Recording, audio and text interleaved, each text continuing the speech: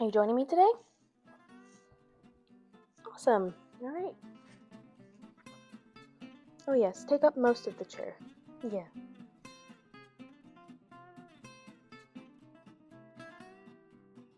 Welcome back to my channel, Klee Creates. I'm Kaylee, and this is my second knitting podcast. I said in my last video that I would probably be making my podcast bi-monthly to start, and then I ended up knitting so much in the past 3 weeks that turns out I do not need to be waiting that long. I have plenty to talk about. I have some exciting updates. I finished 2 things. I have, I think, 3 works in progress and just a bunch of new acquisitions. I really overdid it with the acquisitions. I went a little off the rails this month, but it is my birthday month. If that's any excuse, I think it is. But yeah, so I'm going to start with my finished works. First up, I finished my Sophie hood. Yay! As I mentioned in my first podcast episode, I was having a really hard time getting this off the needles because I had originally messed up the decreases on one side of the hood and it was really uneven. I couldn't stitch it together. I went back, frogged it back to the beginning of the one side of the hood, re-knit, and that turned out totally fine. It's now completely even, looks great on. The issue I ran into this time was that as I was decreasing the opposite side, so this part, I started, for whatever reason, I was knitting a size small in this. For whatever reason, I was following the medium instructions. So for part of this this piece of the scarf, it's way bigger than the other side, and then I realized it really late. I wasn't gonna go back and restart that whole leg of the scarf again because I could not be bothered, and I had already spent way too much time on this scarf. So instead, I started doing the decreases a lot quicker on this portion so that at the very least the arms were the same length, or not the arms, but like the scarf tails, whatever, were the same length and not one of them really long and the other one really short. Of course, you could see these kind of like steep decreases on this side, whereas this one is more even. But when you're wearing it, you really can't tell. It's all wrapped up anyway. I wasn't super bothered by it. And overall, I'm happy it's done. I will not be wearing it at all for the rest of this season until the fall, because it's not going to be cold enough. Well, it could be cold enough 1 or 2 days this spring. But I rarely wear scarves and hats anyway, despite living in like the New York City area. I should. I really don't. Don't know. For that reason, I don't know why I made this. But the point is, I'm so glad that I got it off the needles because I was really toggling between just leaving it there until the fall and then forgetting where I was anyway and probably having to restart, or finishing it up and putting it in my closet so that it's ready to go for when it is cold again. So I'm happy it's off. I am so happy I'm done with it. The other thing I will say is I will most likely never knit a Sophie hood again. I have 2 now, one in that really cheap acrylic yarn, but that's fine, and then this one, which is in very nice yarn. I used the Moondrake Grace DK, which is 80% merino and 20% cashmere, and then I held that with Sandnes Yarn Tin Silk Mohair. And it feels really nice. Definitely not as soft as you would think with like a cashmere in there, but in the grand scheme, there's so little cashmere. I do love the color that it turned out. There's this like little bit of marling because the mohair is lighter in color and shade than the Moondrake Grace yarn. I don't know if you could see it at all, but it's a little bit of like yeah, there's a little bit of marling going on, just a little bit of dimension, a little bit of depth, or maybe lightness if not depth. That is my first finished object. I am so happy it is done. Up next, I have a finished sweater, finished garment, and this is the step-by-step sweater that I was knitting for my stepmom's birthday, Kimmy. She wanted a crew neck sweater, and I took this opportunity to practice German short rows for the first time. I think I mentioned in the last podcast how I was having holes in it. I couldn't really patch them up. I thought maybe I could block it closed. That did not happen. They did not close. But it looks handmade, right? Yeah, that's a good thing, right? Having a little bit of handmade touch.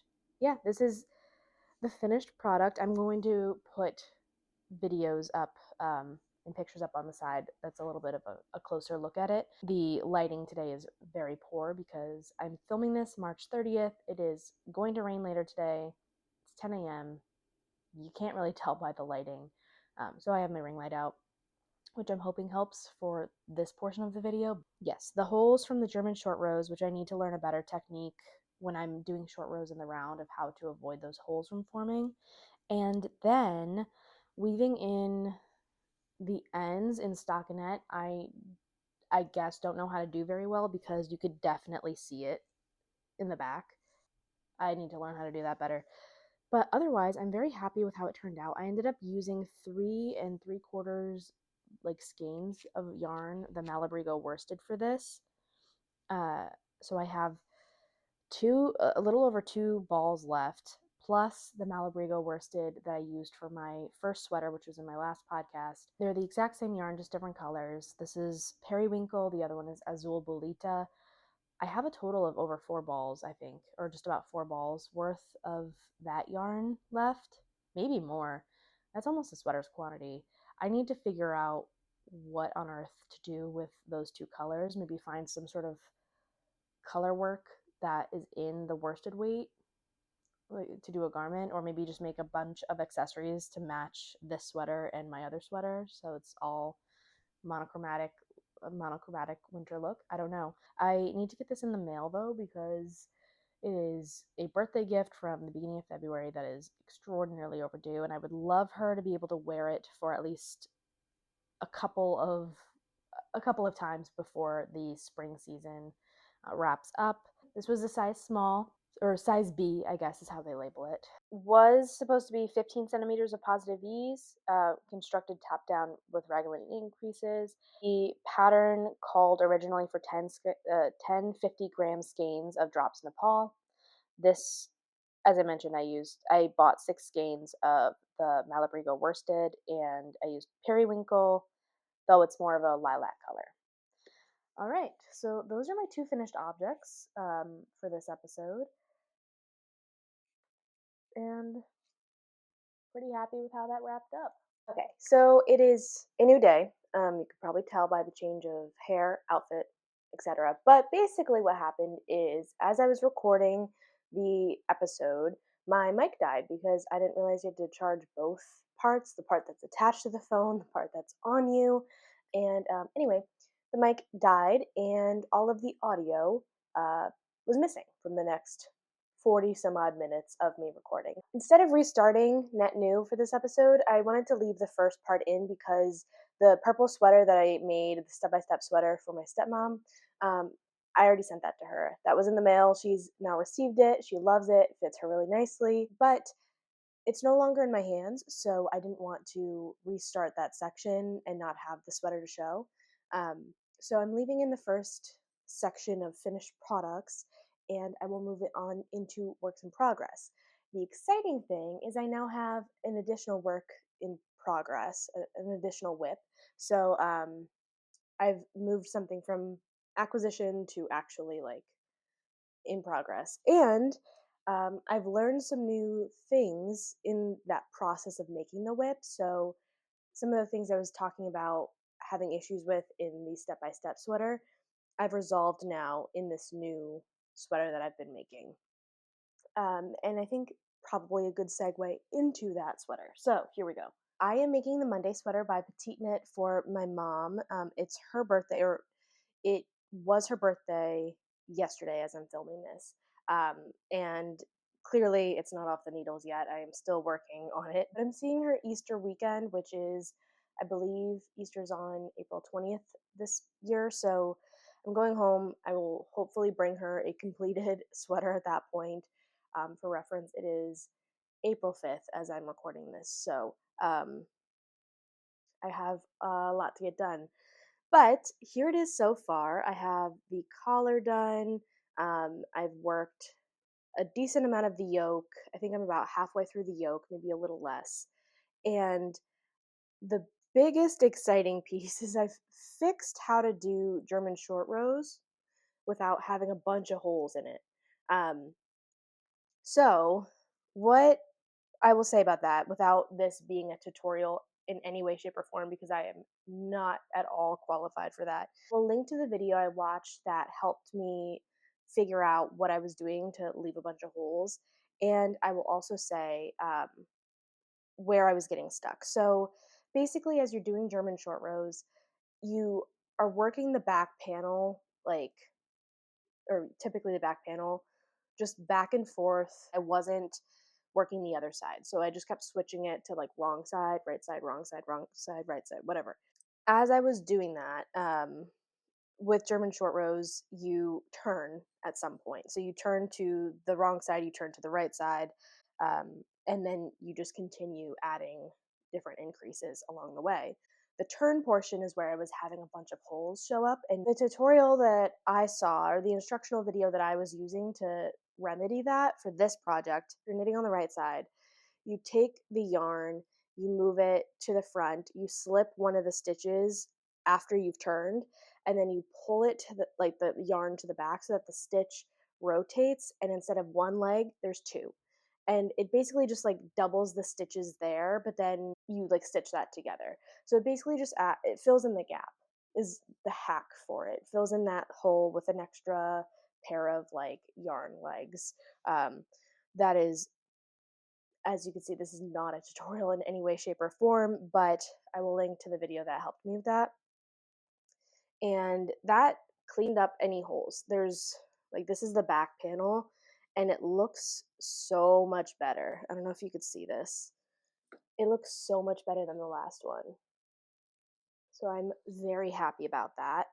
Um, I also, and this is something else that I didn't know how to do with the step by step sweater. I originally didn't know how to sew down the collar, like if it's a folded over collar. I didn't know how to sew that down before, but the instructions in the Monday sweater pattern by PetiteKnit, for whatever reason, I was able to read that and understand it better than watching a video tutorial for the step by step sweater. I don't know why reading it made more sense than seeing it being done, but all told, I was able to sew that down as well, and it looks so good. Like I'm so excited to be working on this one, just because I learned so much already, and I feel like I've fixed a lot of issues from previous patterns. Just a top-down raglan sweater, pretty simple, one by one rib at the collar, and it'll have one by one rib at the hem and on the cuffs. And I'm using Malabrigo Arroyo in the color Paris Night. It's a 100% superwash merino. I'm hoping that that means that there's far less pilling with this yarn than with the other two sweaters I've made. And it's this nice kind of like slightly variegated deep navy blue. Almost, it's like it's a very deep navy blue. There's some black in here, I'm pretty sure, but there's some lightness as well, and it's, yeah, it's a very pretty color. My mom picked out the yarn. This is the swatch I did. I was able to meet gauge with the suggested needles. Oh, that's not true. That's not true at all. I had to size down the size of needles, but I blocked this swatch because I'm trying to get better about doing swatches and then blocking them. I'm using US 5 needles, which are 3.75 millimeters. This pattern calls for 4 millimeter needles, which is a US 6, but I had to size down because I needed to meet gauge. I guess that means I'm a looser knitter. I'm still trying to figure that out. I'm knitting the size extra small for this one. I have 4 balls of the yarn. I will get into the whole fiasco with that later in the acquisition section, but I'm hoping I can get it done in maybe 3 balls. You'll see why. Hopefully I can get this off the needles in a couple of weeks. And it's way lighter than I was expecting it to be. The fabric is super nice and light. It's not, I don't think this is going to be super, super warm, so I'm hoping that she can wear this throughout the spring and maybe even like in the office in the summertime. But yeah, so far, very happy with it. Work in progress number 2 is the Sevilla blouse by PetiteKnit as well. I am not far along with this. I was going to Austin, Texas for a conference, and I decided to cast this on the plane, so I did not do a gauge swatch. Really just kind of rolling the dice on this one, but I think it should be okay. But it's the Sevilla blouse. It is constructed back panel first, and then you pick up stitches along the cast on edge for the shoulders, and then you do the front of the blouse, and then you do some shaping around the neckline. It's supposed to be a boat neck blouse. Um, yeah, I've only gotten to so far the back. It seems really big, but who knows if that's because I didn't do a gauge swatch? Who knows if that's because my yarn is not what's recommended, or possibly this is what it's supposed to be measuring out as. I haven't picked it up again to really investigate any of that, so time will tell. But as a reminder, I'm using Loops and Threads Heathered Tweed in this kind of, I think it's just called cream color. I'm using this really cheap, I don't even know what this is.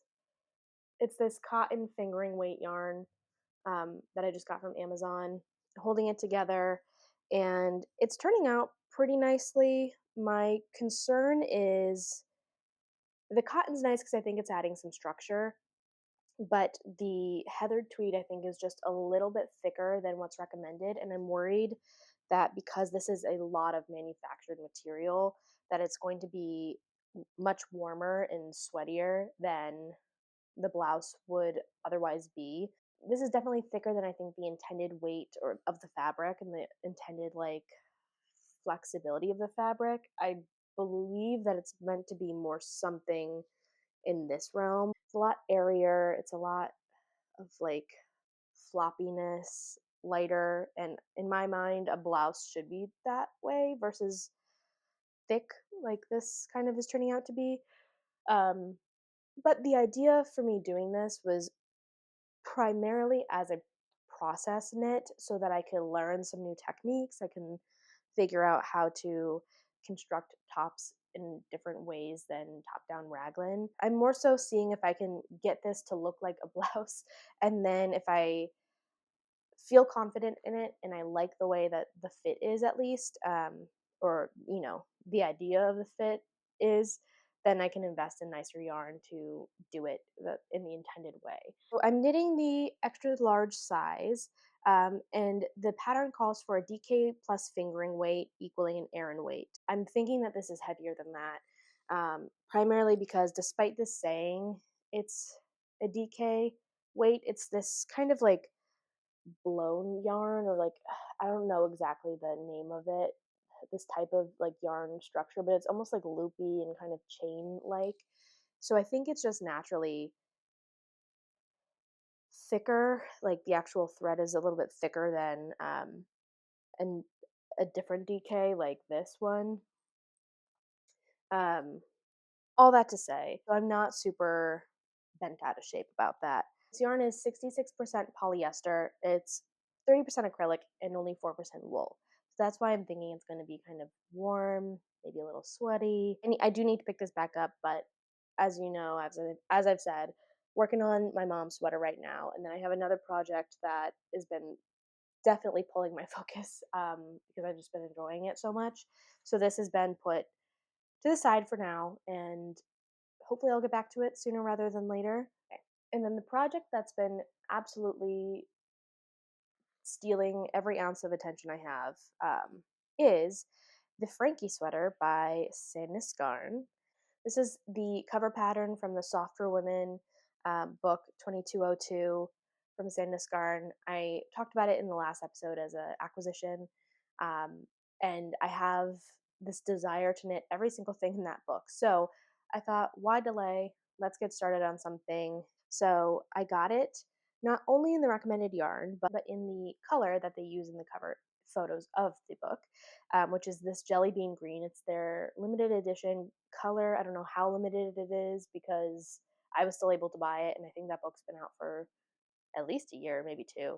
Um, but they, in the pattern, it says you can either use their Cos or Cos, not exactly sure the pronunciation, yarn, or you could use their Worsted alpaca. I went with Cos, one, because where I ordered this yarn from, which is Woolen Company, I think based in Illinois, maybe Indiana, one of the I states in the US, um, they had jelly bean green in Cos, but not in Worsted alpaca. Additionally, Cos is significantly cheaper than Worsted alpaca. Or maybe not significantly, but at least $3 or $4 difference per ball. And I'm like, balling on a budget. So I went with the Coast, and I'm really enjoying it. I think it's a little bit of a rougher yarn than the Borsted alpaca probably would have been, but it feels a little bit more durable too. And it's definitely going to be a thicker, like, sweater, but I feel like it's not like extraordinarily dense where it just like insulates. I feel like this will have some airiness or some layerability. Is coming along so well. I'm so excited about this one. So you start top down. It is a raglan, but there is also a saddle shoulder construction in here. So you start top down. I knit the back first, so I did the shaping of the back without having to do it in the round. So, which is great because I didn't want to have a bunch of holes in it, and I didn't learn the hack yet for avoiding the holes. So I cast this on before I cast on my mom's sweater. But I was able to do the shaping of the back without getting a bunch of holes. And then the shoulders have this like different directional flow to them, which I think is a really nice touch.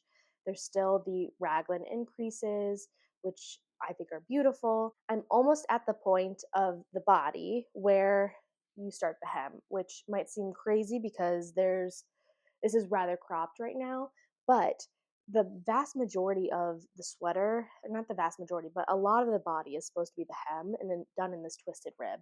At least I'm pretty sure it's twisted rib. But a lot of the hem is supposed to be twisted rib, and then a lot of the sleeve from like mid forearm down is supposed to be twisted rib as well. So I've never done twisted rib. I have heard people say how painful it can be, but I'm going in with a lot of optimism and a lot of ignorance so that I still feel excited about this. But yeah, so that will be the next portion of the sweater. Again, I'm almost at that point. It says you should do about like 10 centimeters from the underarm before you start that. I tried it on and I think I want a little bit longer based on my torso and based on my height. So I most likely will be knitting stockinette for another couple of centimeters, maybe a couple of inches before I switch to the rib. And then at the end, you go back and you pick up the neckline, you pick up stitches along the neckline, and do it, I think, a folded down collar as well. I've not picked up stitches before from a cast on end or edge, so we'll see how that goes, but feeling positive about it. And I really love the color. I was really drawn to this particular green for whatever reason. I don't have anything in my wardrobe like it. But I'm really excited to get this off the needles. And again, I've been kind of considering this my birthday sweater, despite it obviously not being done by my birthday, which was like a week ago. I got 8 balls of this based on the size that I'm doing. It's a medium large.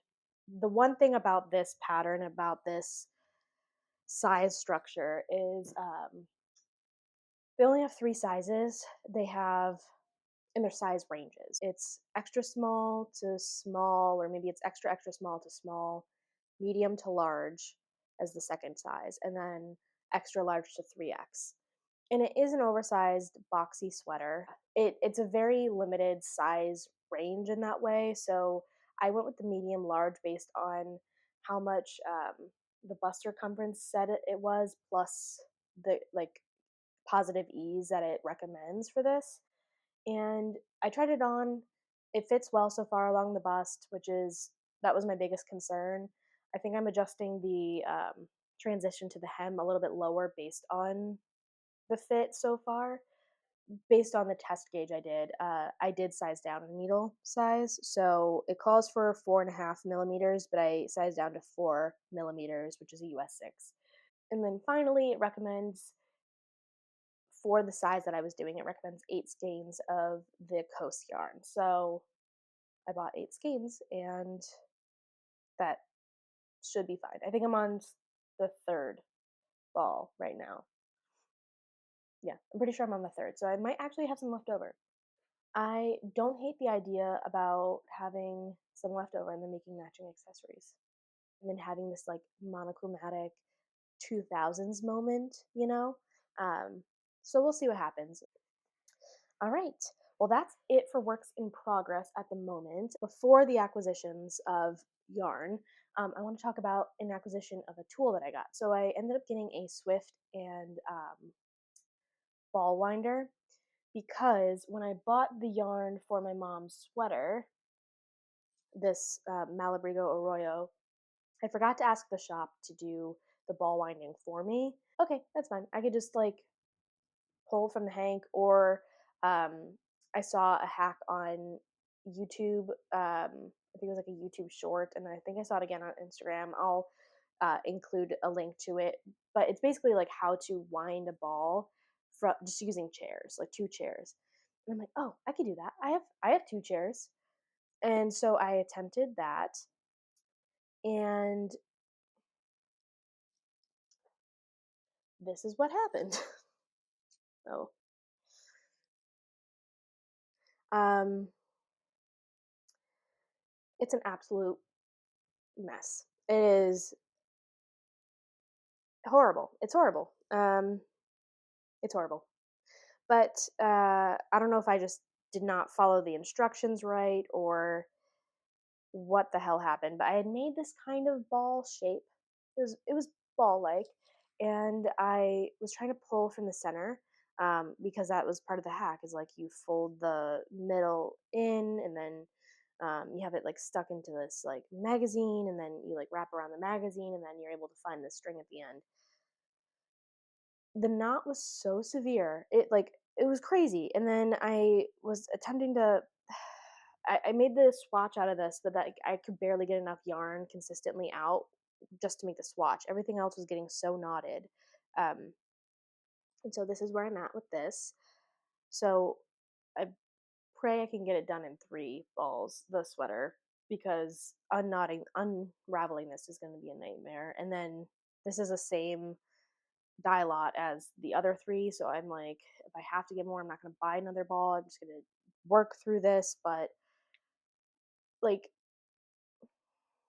so anyway, I bought the Swift and ball winder because I did not want to destroy another 3 things of yarn, and I was able to get nice balls out of it. I just got cheap ones on Amazon. I think the total was like $45, because I don't anticipate winding a bunch of balls, but now that I have that ability, it's nice to be able to do that. Maybe I can buy more like indie yarns and stuff like that, that come in hanks, versus buying from a store where they'll do it for you. So all that to say, I bought the ball winder because of this absolute nightmare. Next acquisition is yarn. So one of the ones that I got uh, is want to do I want to make a knitted t-shirt for the spring summer. It's been something that I've been I've been shopping around for a lot of patterns to figure out exactly what I want. Something that's like oversized but has like some nice like maybe detail around the neckline, or just something that's like classic, cute, but not like too basic. Anyway, it took me a while to find a pattern that I was excited about, but I finally did. And I'm doing the Lane Loop Tee by Other Loops. I'm going to do the size extra large because that'll give me a positive ease about 20 to 25 centimeters. Um, and yeah, I want it to be nice, oversized, a little boxy, maybe something I can wear a t-shirt or like a tank top underneath it, so that if it is a sweaty day, I don't necessarily sweat through the t-shirt. For this pattern, she recommends Isager silk mohair held together with Sandnes yarn tin lina. I did get the tin lina, which is in this like almost orangey red. It's like a lighter kind of washed red. So I did get that suggested, but I did not get the Isager silk mohair because that's expensive. What I did get was from Hobie this Diablo, and it's an acrylic mohair blend, I believe. Let me check. Yeah, it's 40% acrylic, 30% mohair, 30% polyamide, and otherwise it's the same weight, and I think the same yardage as well. So I got them in the mail. This one's just their color red, and then the Tin Lena is in flame scarlet. So I ordered them online together, or I ordered them online from different shops, but I was trying to base off of the color if they would look good. I wanted it more of like an orangey red or something a little bit more like poppy red, something very like summery. And they definitely are different shades of red. So this one's a lot cooler, a little bit more of a true red. This one I think is more in that lighter summery orangey-ish red category, but I wasn't sure. I wasn't really sure when I got them how they would look together, so I did the gauge swatch early, and I actually really love it. I think it's I think it's closer to the red I was envisioning. It's a little bit more. I think it's a little less orangey um, than I was expecting, but I kind of like that. And I think, yeah, I think I'm really happy with how this blends together. I was able to do the gauge swatch in this is the suggested gauge, so I didn't have to adjust the needles at all, which is great, convenient. And yeah, I will be making that shirt. Um, Hopefully soon. I'm probably not going to cast on until I have at least finished my mom's sweater and possibly the Franky, but I don't know. We'll see. I should probably get the Sevilla off the needles too. And the last acquisitions that I have are these three, also Diablo yarns by Hobie. Um, they're the exact same as the red, just different colors, obviously. But it's the acrylic mohair blend. And I am going to make the Jolie Genzer or the Jolie sweater from the Sandnes and Soft for Women book that I have, magazine that I have. But I didn't get the Sandnes Tin Silk Mohair, which was the suggested yarn, purely from a price standpoint, and also because this is going to be a new construction and a new there's a lot of firsts for that sweater. So it's the first time I will be switching colors in a project. It's the first time that I'll be knitting from hem up, and I didn't want to get a bunch of yarn, like expensive yarn that didn't really look good in a final product in case I couldn't figure out those things. So all that to say, I went for a slightly cheaper version, but I'm happy with the color mix and I'm happy with the material, like how it feels. I tried to get as close of a match or as close of an exact match to the Jolie sweater pattern example colors as I could in the hobby colors. And I think that they will look very similar put together as they look in the pattern example. So yeah, I'm feeling optimistic about it. I think I had to get like 12 of these, or maybe it was 10 of these, and then 2 of these and 2 of these for the stripes. But this is the base color, so we'll see how that blends out. I have not started this yet. I haven't done a gauge swatch or anything, but yeah, it's supposed to be a nice light airy sweater. The final acquisition I have is intended to be for a Monday sweater for myself. When I got the pattern for my mom, I also bought it with the intention of making one for myself too, just a very basic kind of standard sweater, a crew neck sweater, I should say, which the Franky sweater should be, but it's going to be a little bit more unique than just a standard crew neck. Um, so I got these two yarns. This is Drops Nord. It's a fingering weight, and it's 45% alpaca, 30% polyamide, and 25% wool. It feels very nice. It feels like, yeah, it feels like it would be really soft on. I think this is called Ice Blue. It's color 26, if not Ice Blue. Yes, Ice Blue. And this is the, I apologize in advance for the pronunciation.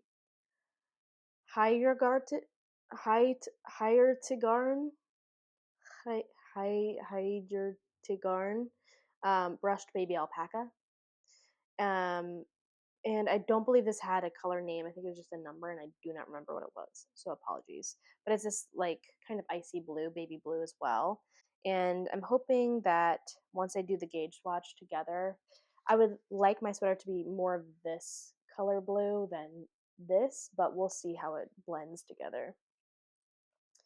I bought these from Lind Hobby, and the pattern again calls for lace plus fingering equals DK.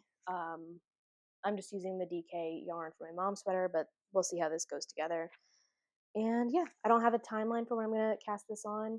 I was also kind of contemplating going for a different sweater pattern for this yarn than the Monday sweater. I bought the tulip loop sweater from Other Loops pattern, but I don't actually think these yarns would be compatible for that pattern. I have to double check. Either way, I was contemplating something that would be a little bit more textured, a little bit of a different construction, or maybe like a faux cable, if not actual cable, something to kind of like expand my um, knowledge base a little bit around knitting, try something new. So I'm kind of pattern shopping for this, kind of planning for it to be the Monday sweater. Time will tell when I finish my mom's Monday sweater if I'm like really dying for one myself, and then I'll maybe just decide at that point. Well, that is it for the second episode of the Klee Creates Knitting podcast. Thank you if you've made it to the end. If you would like to follow me, please feel free to subscribe. Would love a like, would love comments, or please any tips that you have for me as I'm working through a lot of these patterns, a lot of these, first time goes for some of these constructions. Any tips that have helped you, I would love to hear them. And yeah, thank you again, and I will see you in the next episode. Bye.